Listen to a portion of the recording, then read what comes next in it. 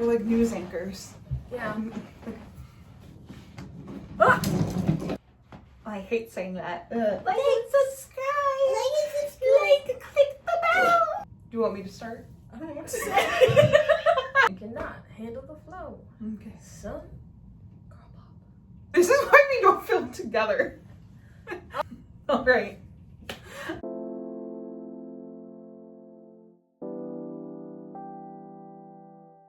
Hello, welcome to Ink and Starlight BJD. I'm Julia, also known as Starlight BJD on Instagram. I'm Hannah, known as InkNLionsTeeth on Instagram. I always, whenever I say like an intro and I say the name of the channel, I almost always call it like Ink and Lionsteeth. I call it Starlight Wonder. Every single time I'm like, it's Starlight Wonder. You can look at my YouTube search, like when I'm trying to search for the channel because I'm stupid and I still haven't logged into it. And it'll always... Wait, not only are you not logged into it, you aren't subscribed on your personal account. Yes, I am. Are you? Then how come you're looking it up instead of going to your subscriptions? I don't know how to do that. Today we wanted to talk about something that comes up in the hobby often, which is the accountability aspect to the hobby as it comes to small business and customer service in the hobby in general. Yeah, particularly with more of a focus on the rise of independent artist BJD producers, and not so much company focused, even though we all know that company just actually is a handful of people as well, but we're talking more of like, okay, so some of the artists that are represented here today. So we have like Haru Casting, Magic Mirror, Peach Daydreams, Logan Dolls, Meek's Doll, Mervia Art Dolls, I believe, Lily Cat, and Frabzilla, just to name a few.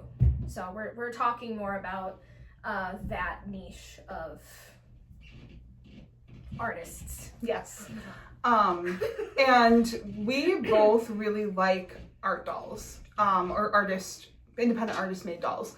The first doll I ever put on pre-order was from Yummy Sweets Dolls, and I believe that was the same for you. I can't remember. I think the first one I did was, I think I did Yummy Sweets and Lily Cat at around the same time. Mm-hmm. But I don't remember which. I think that Yummy Sweets came first. Yeah, I think so too, because I know we did our pre-orders like very close to each other. It's like you ordered it and then I did shortly after. Yeah, just a couple months after that. So unlike some BJD collectors, neither one of us really got involved with more of the company cast dolls right away. My very first BJD was a Pukafee from Fairyland. Yours was a Mine was an Eagle House. Eagle House. I don't know. It was kind of a mix of like more like company and independent artist, but I think starting off I actually had more independent artists because like my second and third doll were both independent artists, and one of them was a well-established independent artist that had been operating for, I don't know how long Lily Cat has been around. Years, decades probably. Decades, yeah, probably. I think it's been like a long time, at least 10, if not like 20. I don't know. Like bare minimum 15. I think is okay. No, honestly, no. But we actually joined Yummy Sweet's first ever pre-order. Yes. So we've done a lot of collecting, as you can see, of independent artist dolls. And some of these were purchased on the secondhand market. Some of them were direct pre-orders. And yeah, we've had experience with purchasing all kinds of ways. So we just wanted to talk about more kind of what it's like to purchase a doll from an independent maker and just some changes that we would like to see or some things to be aware of as you begin to purchase. Well, if anyone's been in this hobby for any length of time, you know that around, I don't know, I would say a couple of years ago, there was an absolute surge in the number of like independent artists with the rise of like 3D printing, 3D sculpting. I always do that when I thought 3D.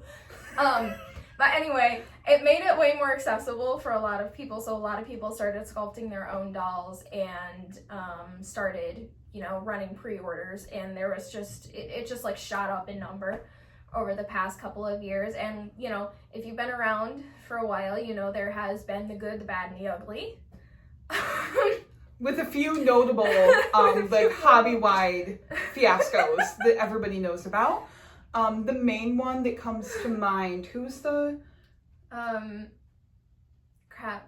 What was the... Well, we don't need to name JJ Doll Labs. Yes, JJ Doll Labs. Everyone knows about JJ Doll Labs and the chickens and the faking the death to get out of having to fulfill pre-order. And that was occurring right as we both entered the hobby. Yeah. Everybody knows that. There have been a few other notable instances where companies were unable to fulfill their doll orders that they did through independent artists. And that's just become an increasing problem. Fortunately, there's a lot of awareness out there. I know there's a specific Instagram account called, I literally think it's just BJD Awareness. Yeah, do they still post regularly? They post when they need to. Oh, okay. When an issue arises, whether it be with somebody selling on the second hand or somebody running a business or somebody who is a dealer, those issues are immediately brought to attention. So I think it's safe to recommend that you should follow BJD Awareness if you use Instagram. I believe you can still look at their account even if you don't use Instagram. And there may be a Tumblr equivalent that I don't know of because neither one of us use Tumblr. So all that to say, it's not a rare occurrence to run into issues when it comes to working with smaller artists. And it's annoying. I feel like it's like an unspoken thing kind of in the hobby. Or it's kept on the down low where a lot of people are afraid to actually come out and describe their honest experience with a lot of independent artists because they don't want to become the subject of a hate storm, or they don't want the artist to become a subject of a hate storm. So no one really talks about the problems that a lot of independent artists have with keeping people updated, with being honest about where they're at in the process, all of those things. So yeah, so I have I think 2 or 3 different specific experiences that have kind of shaped my opinion about how things should be better. And I think as a whole, the hobby needs to shoot for some level of like standardization. Is that a word? standard practices. Standard practices or something that it just needs to become more normal, like bottom line, to communicate. Mm-hmm. I think that's like the biggest thing. Yes. And that could also be said for companies as well. But more specifically, I think it's scarier ordering from like someone that's just one person behind a business, or has only one. There I go again. Or has only run like one pre-order before, or no pre-orders. And yeah. Mm-hmm. And before we get further into it, I just wanted to mention that we are not going to be name dropping in this video. If you are interested in hearing more about our individual experiences, we always welcome DMs and, again, private communication. We always leave our Instagram handles in the description. I do have our Den of Angels usernames in there as well. But again, Den of Angels is closing down. New forum may potentially be going on. If a new forum does come up and we register, I will of course put our updated information in there. If you go to the About section of our channel, there's also a Contact Us button that links to an email that's associated with our YouTube channel. Totally. So, again, we are always happy to talk, always happy to share personal experiences. Neither one of us think it's appropriate to put anyone on blast on a public video. Yeah, but, you know, especially the ones I'm talking about, more than happy to tell you exactly who it was in, like, personal DMs. And it's like, you know, also a disclaimer, just because I've had these experiences with these artists, it doesn't necessarily mean I wouldn't tell you to buy from them again. Mm-hmm. It's just more of a, like, be aware sort of thing. And what the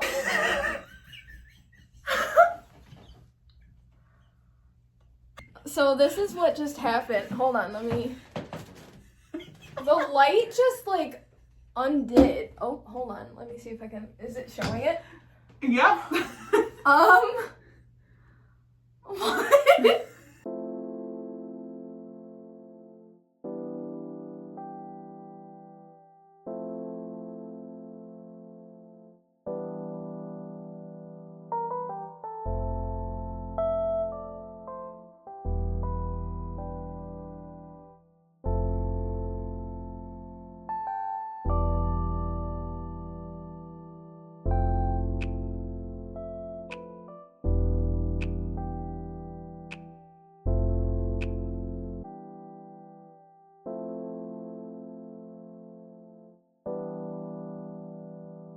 So starting with the biggest issue across independent artists, there's a couple, but I think one of the biggest issues is communication. There's one in particular. At this point, I still don't have the doll. I've been waiting for, I think it's been exactly a year. The estimated pre-order time for this doll was, I believe it was 5 to 8 months. Which is normal, and I have ordered from this artist before and gotten dolls within that time period, no problem. But this time it was getting close to the 8-month mark, and there was zero communication whatsoever. There was no, hey, this is what's going on. Like, there was no, they're at the caster and this is going on, or, you know, any of that. Basically, there was no updates whatsoever. And if there were updates, what few and far between updates there were, they were on Instagram stories. So they would expire after 24 hours. So if you didn't see the story within the 24 hours, you were left without a bone, basically. No idea what's going on. And there were several instances I can think of where updates were only delivered after people started asking and after there were public complaints. Yes. I don't want anyone to be in a situation where they need to lodge a public complaint or feel the need to publicly complain just to get an answer about a purchase that they made. And if you've been in this hobby for any length of time, these are not small purchases. These are decent, sizable chunks of money that are being exchanged for a product. Yes, it's made by an artist. Yeah. Yes, a lot of work goes into it, but it is still a product. When we were brainstorming exactly what we wanted to mention in this video, we talked about how in an everyday purchase, such as ordering something on Amazon or buying something from the grocery store, if you... Or a restaurant, even. Or a restaurant. That's what you said was like a restaurant. Yeah. If you went to a restaurant and waited for 3 hours to be served a meal, you would have something to say about that. You would have every reason to expect at least some portion of your money back, or at least an apology. And you would also expect to be kept up to date. And why is it different when it comes to purchasing a physical product? Yeah. Especially one that you are paying so much money for. No, independent artists usually don't have the workspace or production of bigger companies. Some independent artists sculpt at home and then send for casting, at which point the product is out of their hands. You still owe your customers, because that's exactly what all of we are. It's a business transaction, even though it's a doll. You owe your customers a explanation, or at least must be held accountable for what the delays are. And what I was gonna say was an apology is not an excuse for no updates. A lot of artists will, many that we can think of that have gone horribly awry, will claim mental health as the reason that things are taking so long. It's not an excuse. If you take somebody's money, you owe them communication. So that's something like I would really like to see more independent artists and companies doing, is regular updates. So just to like resolve that story and like where it's going currently, at the about 8 to 9 month mark, I messaged the artist and I was like, hey, like I get you have a lot going on and there's been a lot of things that have gone on in your life over these past however many months, but I mean, case still stands that you have hundreds of dollars of my money and several other people's money, and we're sitting here just wondering like what's going on. There has not been any transparency about where we're even at the process. At that point, I had no idea. There's been no, like, just nothing, just nothing. No emails, no, out to sea basically, without any indication of when it was coming. And the artist did reply and say like, no, you're totally right, like thanks for holding me accountable. I'm gonna start doing updates every single month on everything that's going on. So I think that was a pretty good result of that. So now every month this artist puts out an update about what's going on with all of their orders and, you know, at what, you know, state the process they're at. I still don't have my doll, so I don't have the final conclusion of the story, but I was told by the artist that because of the longer wait time, there would be extras included with the doll to kind of like make up for that, which is nice. Mm-hmm. So, yeah. And another note that I just remembered as well, if you're gonna host an early bird pre-order for a doll, you should probably make sure the people that were in that early bird get their dolls before anybody else. It's not a good feeling. That is the case with this artist right now because of special circumstances that are hard to explain without fully revealing who it is. But that's not a good feeling. So, you know, bottom line, do not set a deadline or promise something that you're not going to deliver on. If you do, like your customer base is going to lose a lot of trust in you. Mm-hmm. And, you know, it's come to the point for me, will I order from this artist again? Probably. However, I will only do it through a dealer that I trust, because this is just, the uncertainty is just not worth it to me. Mm-hmm. There's a lot of, you know, anxiety that goes into not having any idea where hundreds of dollars of your money is and if you're ever going to get it. So that's that. And just a quick note before we officially move on from this specific topic, mental health is a real issue that many of us face, as we discussed. If you are struggling with your mental health, I encourage you to reach out for help. You can reach out to your local crisis hotline, or you can reach out to the national crisis hotline, which is 988. If you're struggling, you're definitely not alone. We've been there. I know I've been there. I very publicly talked about my struggles with mental health in a recent video, and I will link that video here. Just know that everybody struggles, and while you don't owe everybody the gritty details of what's going on, in situations where money is exchanging hands, you at least owe an update. You don't have to say exactly what is going on. Mm-hmm. That is none of our business.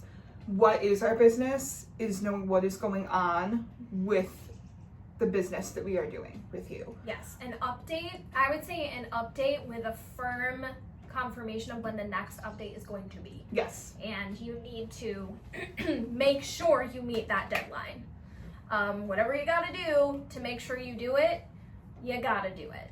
So just another story that kind of touches on a similar theme. So there was a doll that I ordered from an artist overseas, and we had just communicated through DMs and everything, and she was extremely responsive when we were talking about arranging a payment plan and all of those things. And then as soon as I paid her, that communication dropped a lot. It was still there, however, it was not nearly as on top of things as she was when we were discussing my purchase. So that was also a really not great feeling. And I had to constantly ask for, hey, when are you gonna ship? Hey, when are you gonna ship? You gonna ship this week, whatever? And she would disappear for significant lengths of time and be like, oh, I'm sick, oh, I'm this, oh, I'm that. It's like, okay, yeah, but you took my money, and that's really no excuse.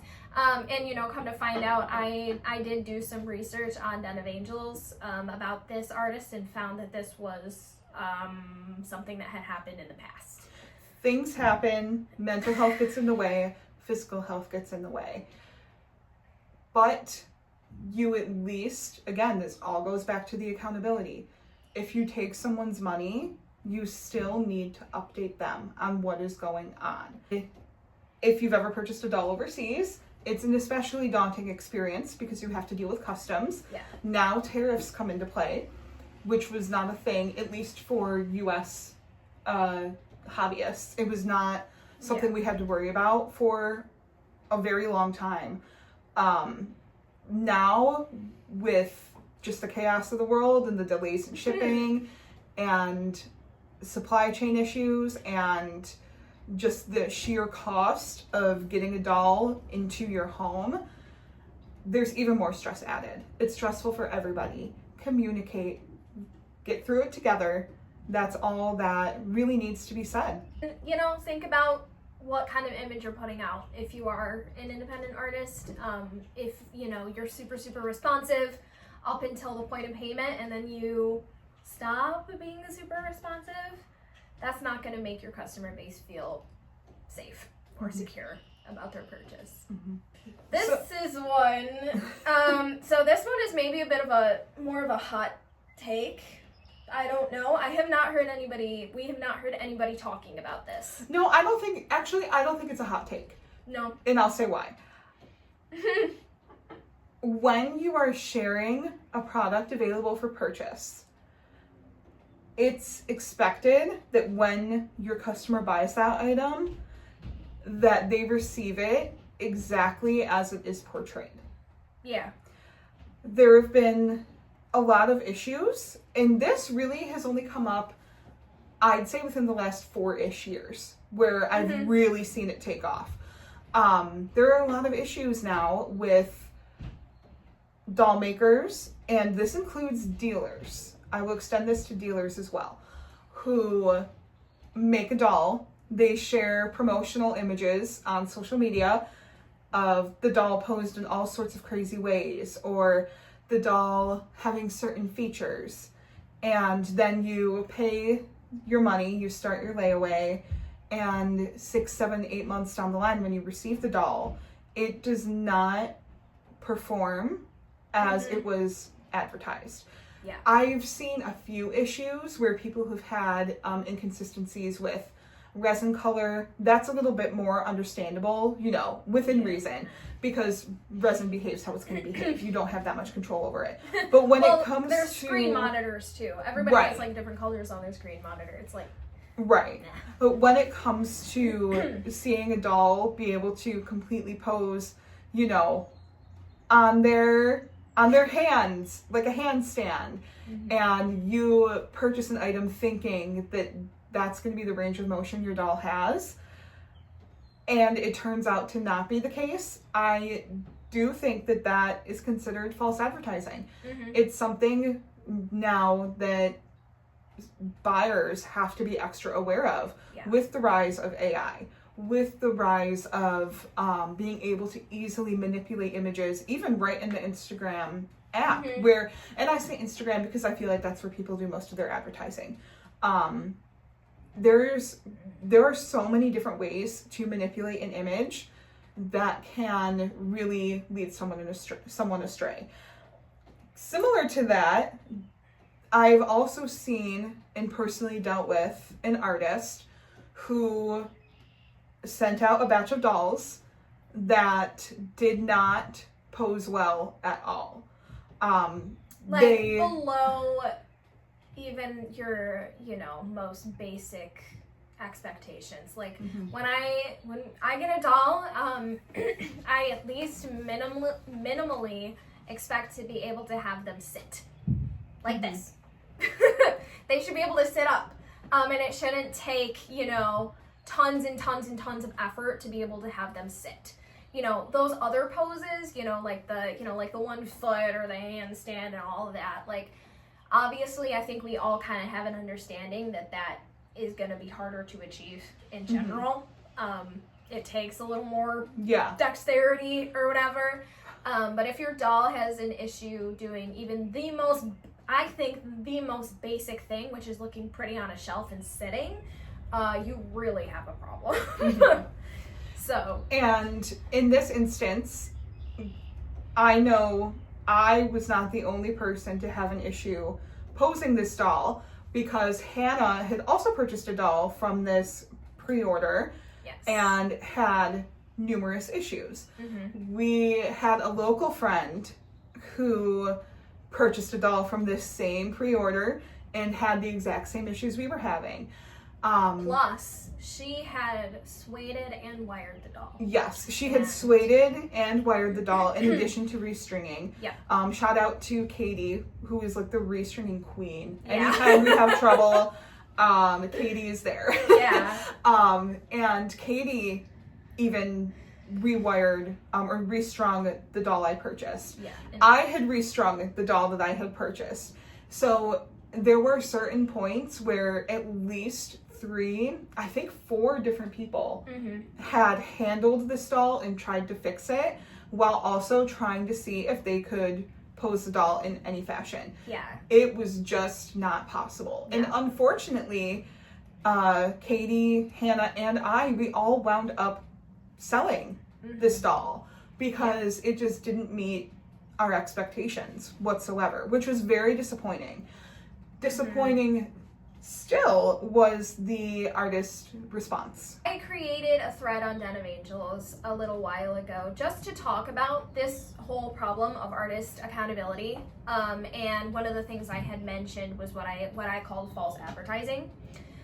Just in the sense that, you see, an artist putting out a prototype, and by the way, this is not the only artist. I have another example of the exact same thing, 2 different examples of the exact same thing that I can think of, where the artist has the doll in like all of these poses with like 0 issue, whatever, and then you get it and you can't even do the bare minimum. And that's really what we're talking about, is bare minimum. Like if the doll can't do the thing of sitting on the shelf, like that's cray-cray. That's cray-cray.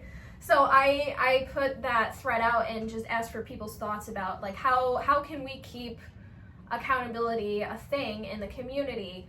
And I had a lot of people reply saying that they had issues with various actually popular makers. And that it wasn't well known because everyone was afraid to say something about it. And actually, this artist that we are talking about came onto this thread and, said that, she welcomed critique of her dolls and all of those things, which I do think is true. However, the thing that was really off-putting about it for me was when I had been talking about, like, that difficulty and posing, like, she couldn't sit, she couldn't stand, she couldn't do those 2 basic things. She said, I think, like, us, it's, kind of implying it's not false advertising because they as the artist have, like, an innate ability to understand the doll and pose them better. And I just found that to be, I did not like that response. It very much felt like passing the blame onto the fan base and customer base that skyrocketed this person to popularity in the Yeah. hobby. And I think it especially was off-putting to those who had purchased this doll, who were there before this person was big. Yes. Again, this person has resolved these issues going forward, but in all of the resolving of the issues that has gone on, there has not been an acknowledgement of past mistake or past error. At least not in a way that I find satisfying for how much money that was given, you know? So it's like she will acknowledge it here and there, but for the most part, she kind of acts like that doll never existed, and that just bothers me a little bit, you know, especially like I said, because of the kind of like dismissive way of handling, like, yeah, like your doll couldn't even sit, you know, like, you know, and it just being like, well, I just think like I, you know, have an innate ability to pose the doll better because I've worked with the doll for a long time and blah blah blah. So, you know, which I also have, you know, another recommendation going off of that to independent artists. Before you send out a doll to cast, or even when you get a cast doll back, like I've seen a lot of artists that do samples. Like first of all, prototypes. Samples. Or like they'll send their master out to a caster and get just a couple. So, you know, if you really want to be a successful business, do that, and then give your doll to people that have never touched it before, in the community, like a wide range of people, and have them try and pose it and see what they can accomplish. See how long it takes them to do certain things. See if it's, you know, really difficult in any particular way. Because, you know, that's a good way to find out if the community at large is going to be happy with your product, or if there's things that you need to do with your product. You know, you can have a really good aesthetically pleasing doll too, and if it doesn't pose that well, like you can just, some people will not care. They will still buy your doll. Like that's also absolutely a thing. Or you could say, hey, you might need hot glue sueding and wiring in order for it to pose the best that it can pose. And that's just being honest about it. And you could also offer that as a service, which I think is another really great thing. And then people just kind of have an idea of like what it's going to take. They can make a more informed purchase. Yeah. Because, and I'll bring this point up after I mention this, the other hobby I'm very active in, that I do all the time, is knitting. There is a huge and growing knitting and fiber artist community out there. When an independent designer, because there are independent knitting designers, believe it or not, when an independent designer makes their pattern, which again, you purchase the pattern and you are making it by hand to get a finished product. When a designer makes a pattern, before they publish it and before they make it commercially available for purchase, they put out a call for test knitters. And usually what that entails is reaching out to, I've seen as many as like 15 to 20 people get approved for a test knit. And what you do is you select people who are on different skill levels and different sizes.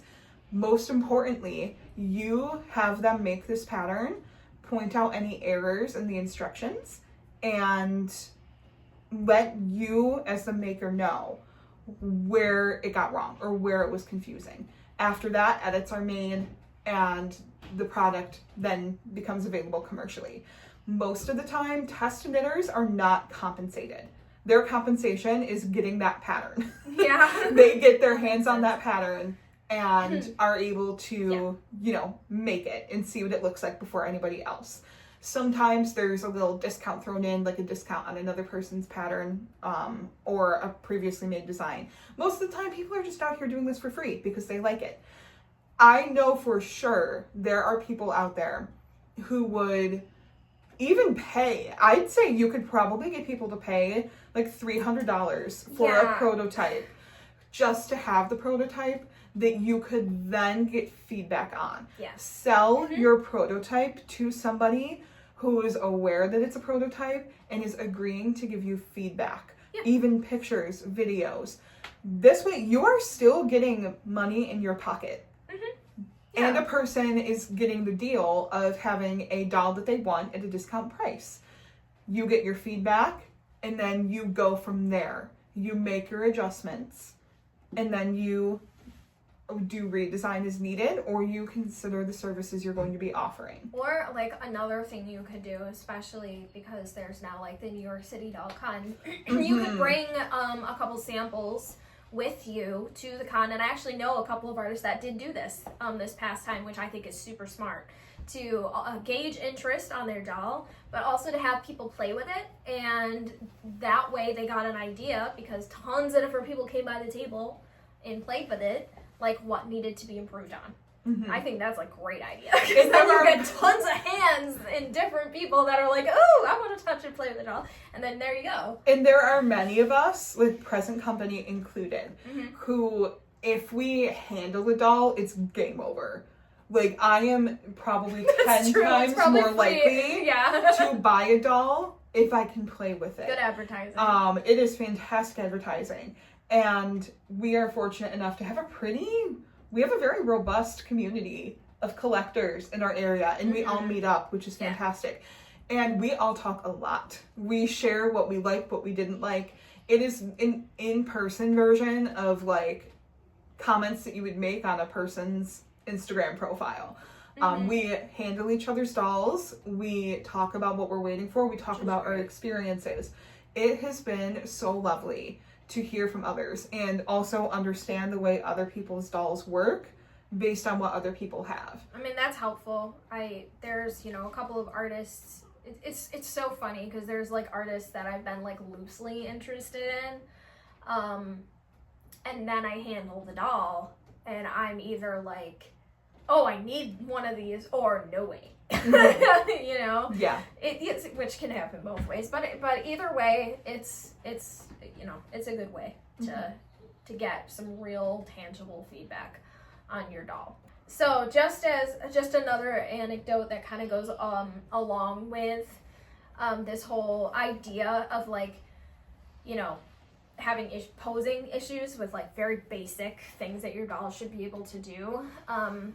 Another note off of that, like, if you are an artist who is starting to make dolls, like, don't rush it. Take the time to make sure your doll is engineered well and that you're happy with it so that these things don't happen.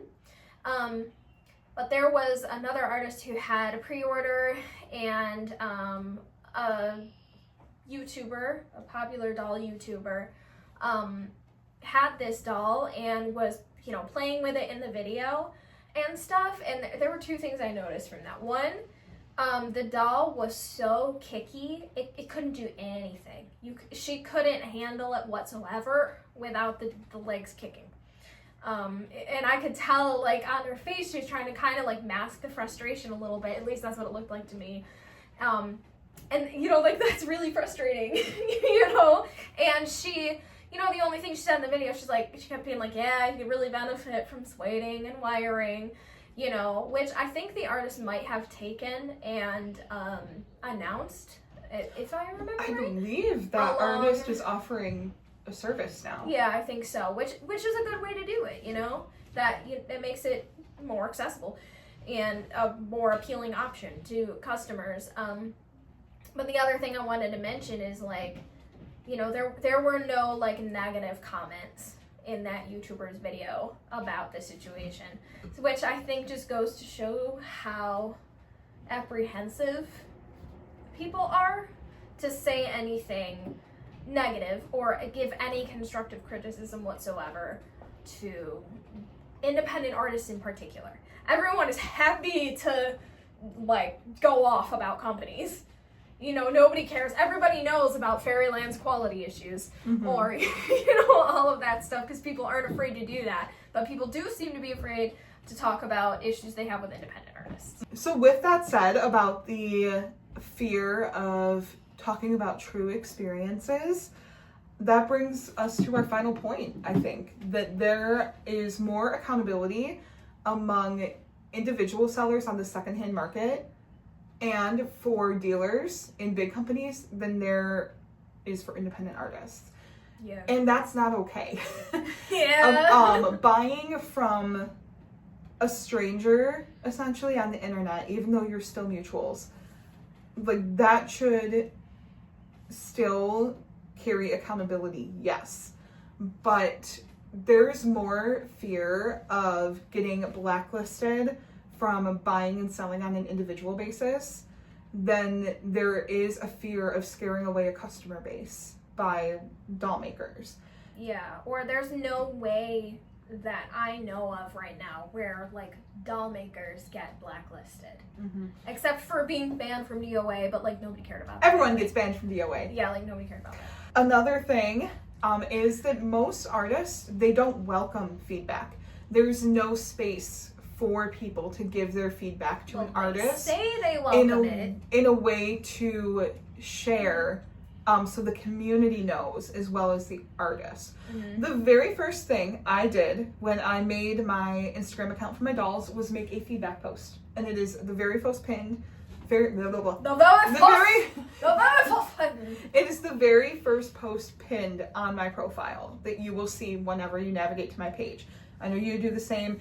Every single other person in the hobby that I know also has a pinned feedback post. Yeah. Where people can publicly comment their experiences, buying, selling, interacting with, transacting with, however you want to put it. That's there and publicly available. I've never seen something like that done for a business. There is only one person that I know that has feedback pinned on their profile. And we'll get to that in a second when we talk about people who we think have really good business practices in the hobby. Mm-hmm. But don't say you welcome feedback if there's no way for us to provide it outside of messaging you, because that scares people as well. People are afraid they're going to be blacklisted. Keep it public. Allow other people to see the feedback being given. Yeah. And hold yourself to the high standard you should be holding yourself to. Mm-hmm. Doll makers are incredible. I don't have that talent. I can't do a good face up, even though I do want to learn. The things that are made for dolls, just the amount of talent is really indescribable, especially artists who carve from clay and turn it into a doll that you can buy and actually hold in your hands. Hold yourself to the standard of the work that you do. Give people opportunities to share their feedback. Mm-hmm. Give people a platform to sing your praises. I think that's a really good idea and something that a lot of independent artists should consider is a feedback post for their business, mm-hmm. where people can look through and be like, yeah, I had a great experience, because most of the time I feel like that's what happens. It is a great experience. But then also, welcoming the constructive criticism or things like just allow people to be honest about, like, there were shipping delays, or there, this happened, and but that I gives still got my doll. Right, and that gives you as the artist a chance to show how you respond. Yeah, that's important. To criticism. That's really important. If I see a post where someone is saying, oh, like, I really love the doll, like, he poses beautifully, but I didn't get updates from the artist for a couple months, and then the tracking number was delayed. And I see an artist respond, thank you so much for your comment. I'm so glad that this doll I made makes you happy. I'm really sorry about that. Thank you for bringing it to my attention. I will work to do better in the future. I'm going to be, like, again, more likely to not be scared to have dealings with that artist. Versus a response that is like, it totally, it wasn't my fault. Like, well, I was sick, and mm-hmm. well, I had this go on, and I had this go on, and, like, it just comes across as excuses. Like, I'm sorry, but it does. And as the final note, I guess, ask yourself if you own a business, or if you accept commissions, or even if you are a hobbyist who trades with people. ask yourself if you would be willing to do business with someone who had the same practices that you have. Yeah. If the answer is no, then you have some work to do. And work is great. Having areas to improve is how we grow. And it's important to grow. I think that goes without stating. Or get some help. Like, if maybe you're really, really good at making dolls, but you suck at, like, the business end of things. Like, I'm sure that happens a lot. I feel like we've seen it happen a lot. Yeah. So, like, consider hiring help so that you can, become a more reliable and trusted business. And you could even work with someone in the hobby who may not even want to be paid. They just might want a doll. I would trade social media work for a doll any day of the week. Yeah, right. Or even like a substantial discount on a doll. Yeah. There are ways that you can get help outside of the conventional, like, money. Let me hire somebody who is going to charge a lot of money and therefore eat into my profits. There are ways around it, and asking for help is always okay. We just wanted to shout out a couple of people in the hobby that run their own businesses for actual BJDs or accessories for BJDs that do a really, really good job with communication and just overall really great business practices. The first person, and if you've watched our videos for any length of time, you know that this is an Amanda Sue BJD fan account. We love Amanda. Amanda's the best. Amanda has fantastic business practices. Absolutely. I've commissioned Amanda twice. Hannah has commissioned Amanda numerous times. Yeah, I don't know how many times I've commissioned her at this point. A lot. And every single time you commission Amanda, she tells you when she is starting work on your thing, your horns. Yep. She sends you pictures every step of the way. Yep. Asks directly for feedback, lets you know when things are packed and lets you know when things are headed to you, and follows up if you don't get back to her in time after something is delivered. She'll check in to make sure that you received it. So Amanda does a fantastic job. Amanda is also one of the most welcoming and kindest people I know in the hobby. And I don't want to speak for her, but I know she welcomes people reaching out and people asking questions. I'm fairly certain that she would give you any advice. I think she would have really good advice for that. Again, like, not speaking for her because she might be busy or whatever. Right. But she's given me really good advice on, like, how to, like, dye a doll, or if I've asked, for how to do certain things in the hobby. She's always been really great about being like, yeah, here's how I did it, kind of thing, which is really nice. So, yeah. Another maker that I want to shout out is Haru Casting over here. He does a really, really good job. I feel like I never hear about people waiting over the time that he gives them for the deadline. I've seen him update pretty regularly on his stories. He answers DMs. I've asked about, like, hey, is this doll going to be available in the next pre-order? And he'll answer me. I've asked questions about measurements. I've asked all sorts of things. And he's also a casting company, so I can't speak for that end of things, but I don't believe I've heard anything bad. But I'm only speaking about his business in terms of selling his own dolls. So that's what I'm talking about when I'm talking about Haru Casting. Yeah, I had a great experience with him. I got my doll in the time that I was told I would get my doll. And he also had a really cool offer later on, which is, I think, another thing a lot of artists could learn from. So this sculpt is the Day sculpt, and it's a great sculpt. I love it just how it is. But he redeveloped Day, as well as I think a couple of his other boys, and improved the way that their necks connect onto the body, just so it looks like a little more natural. And he offered a special deal and discount for anybody who wanted to replace their day head or any of the other ones that he fixed, which I can't remember off the top of my head. But he offered a discount to everybody who had participated and bought the doll before, and was like, yeah, you can buy the updated version of the head, you know, and he usually doesn't allow just the purchase of heads as well. So he made that exception, which I think is a really, really good example of how artists could, I don't know if I want to say, like, fix. Correct. Yeah, correct past mistakes. And I mean, that's not even, I wouldn't even consider that like a real mistake. But that's just a good idea of how to like implement that into your business practice. If you've gotten better at something, I think giving the people who have supported you before a discount or a special offer or something is really cool. I think that's really cool. Another person who does a fantastic job at updating their customers is Yummy Sweet Stalls. And Yummy Sweet Stalls has a private Instagram channel that you are welcome to join. I think you just have to request and then she approves the request.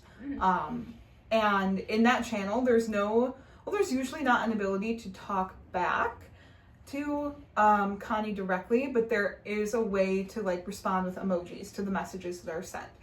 And Connie updates that channel like crazy.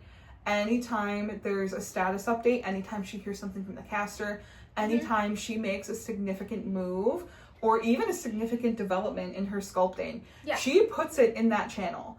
And those in the channel are the very first people to hear updates. She's almost really good at being like exactly 24 hours later, that information goes up on her story. So it's also publicly available.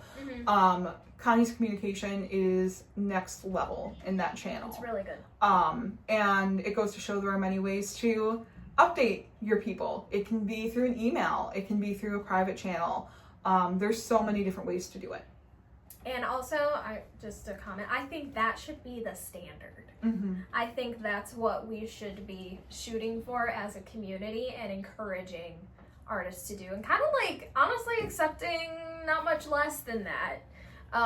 You know, I feel like customers have a right to know what's going on with their product. So, another company, this is a dealer, who produces all of their own dolls and sells with other dealers as well. Resin Soul. Resin Soul's communication, top tier. We are very clear that we're located in the United States. I think we've even said, no, I know we've said that we are in Western New York specifically. The headquarters for Resin Soul is in China. I've sent, communications here at, from midnight, Eastern Standard Time, and they've gotten back to me within 10 minutes because in China, when it's like midnight EST, it's like 11 a.m. On the other side of the world. So they've gotten back to me wicked quickly, even if I email them when they are not in the office. They always get back to me around that like 8, 9, 10 p.m. time frame when they're heading into work for the day. They've communicated with me, and I guess I could talk more about this experience another time. They worked with me to do a custom order. Everything was super clear. There was not a language barrier issue between us. Like, I always understood what they were saying. They always understood what I was saying, which is so important. And they, again, updated me, sent pictures every step of the way. Language barrier is not an excuse for poor customer service. Yes. If you want to hear more about my experience with Resin Soul, you can go to my Instagram profile. There is a dedicated highlight where I was updating my experience like live. And most of the information on that story highlight was posted within like 6 hours of, each other, because that's how quickly they got back to me.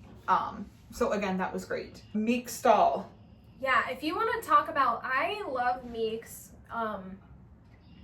for a lot of reasons, but I think the biggest reason is the transparency that Meeks has about everything is, I don't think I've seen it with any other artist. Just in terms of even, like, Meeks will tell you even how much a doll costs to cast. Mm-hmm. Like, how much each doll actually cost her. Which I think is really cool. Mm-hmm. Which is really cool. It is really cool.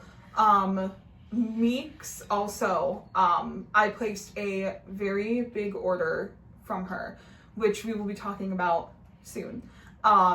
I placed a big order, and Meeks was 100% transparent and honest with me about issues she was having with the caster, issues she was having getting materials. Mm-hmm. Ultimately, I believe she wound up home casting some portions of dolls in this pre-order. She home cast. So we're talking about the merman, actually, like that you can see right here. She home cast the tails. Mm-hmm. Because really cool. she didn't want to have further delays with the caster, because the upper portion was severely delayed, if I remember correctly. Like, her estimate from like pre-order close to doll in hand was 5 to 7 months, and I think it was closer to like 10 months ish. Yeah, Closer to it was definitely like significantly longer, and we didn't even have to ask. You know, it was like, it was shared, information was updated, and we knew, well, I knew exactly when things were coming in, and that was just a really good feeling, because again, this was not a small purchase, and Meeks was very aware of that, and it was wonderful to work with her. As an apology, Meeks actually included lower halves for the mermen, which is really sweet, and again, absolutely unnecessary. Clarify, legs. Lower halves. Legs are a lower half. No, so we could turn them into a human. Yes. Originally, that was like a special add-on. Yes. For however much more. So she decided to give them to everybody who waited for free to have. She included option the legs to make them into men instead of mermen. Yes, thank you. Yeah. That's why I said it. I was like, wait, hold on. So, and I was completely shocked when she did that. Like I said, I was not expecting it. I was floored, and it was just so kind of her to do. Meeks doll now goes by Aubrey Obscura on Instagram. And I believe her, like, when she's selling dolls, she either uses that account or Obscura doll. I will figure it out, and I will tag it and put it on the screen. We're just so used to saying Meeks doll, and she was Meeks doll at the time of this purchase. Yeah. So just wanted to make sure we clear that up so she gets the recognition that she deserves. Yeah. We love her. I love her dolls. They're so handsome. Yes. They're so handsome. Yes. Like, everything that she makes is just so cool looking. Even if it's not my taste in dolls, I can look at it and go like, yeah, that's real cool. Mm-hmm. Another great example of customer service that we can think of is with Logan dolls. And Hannah, you mentioned this, so like, I'll just introduce it and you can keep going. Logan was made aware of an issue with, I guess it was a structure and a posing issue with some early dolls that were made. And it was in the hips, as to my understanding. I don't know a whole ton about this. I just kind of like, Julia actually got a doll that came with both. So Logan offered the new version of the torso, which allowed the doll to sit better. And I don't know if that was for free or for lower cost or whatever, but it was, you know, it's obviously going to be a lower cost than a full doll to offer that piece, and to people who already had the doll, which I think is another really great way to correct, you know, if you've had major posing issues or something like that. That's a really great way that you can make things right with your customer base. Especially as a new doll maker, which Logan was at the time. The willingness to address an issue definitely went a long way. Yeah. and that's great. Please keep in mind that these are just the experiences and observations we've had. Of course, yours are going to be different, both in the good direction and bad direction. There might be an instance that we talked about earlier when addressing issues that you didn't have and you had a fantastic experience. And there may be someone we sung the praises of that you have not had a good experience with. It's important to take the good and the bad into mind when you choose to purchase something from someone. Some of the people that we mentioned that have really good practices might not have had those practices immediately out of the gate. They might still have areas where they could improve. Just putting that out there as well as a disclaimer. Thank you for watching. Thank you for joining us today and listening to us ramble about just our experiences and things that we've seen in the hobby. We would like to start making more long-form content outside of unboxings and show and tells, and hopefully that is something we will be able to do. If you have any comments or just anything that you agree with or maybe that you disagree with, please feel free to let us know in the comments, and we would appreciate it if you liked and subscribed. Thanks!